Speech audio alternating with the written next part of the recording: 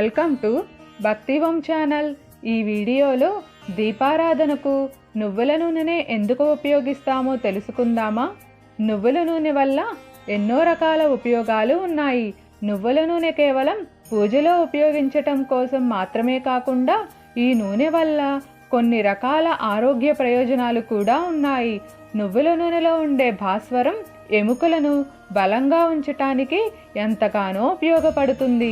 అంతేకాకుండా ఆయుర్వేద చికిత్సలో ఎన్నో రకాల అనారోగ్య సమస్యలను దూరం చేయటానికి దీనిని ఉపయోగిస్తారు. అలాగే నువ్వుల నూనెలో సహజంగా సీస్మోల్ యాంటీ ఆక్సిడెంట్ ఉంటుంది. ఇది అధిక ఉష్ణోగ్రతల వద్ద చాలా త్వరగా క్షీణించటానికి అనుమతించదు.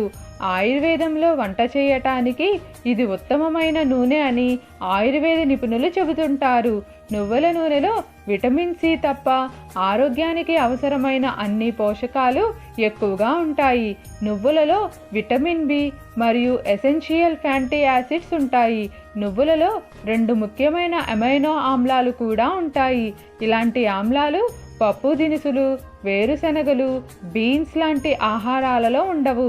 నువ్వుల నూనెలో కాల్షియం, ఐరన్, మెగ్నీషియం, జింక్ లాంటి ముఖ్యమైన ఖనిజాలు ఎక్కువగా ఉంటాయి. ఇంకా చెప్పాలంటే చాలామంది ప్రజలు ప్రతిరోజు చేసే పూజలలో ఎక్కువగా నువ్వుల నూనెను ఉపయోగిస్తూ ఉంటారు. చాలా రకాల నూనెలతో పాటు ఎక్కువగా నువ్వుల నూనెను ఉపయోగిస్తూ ఉంటారు.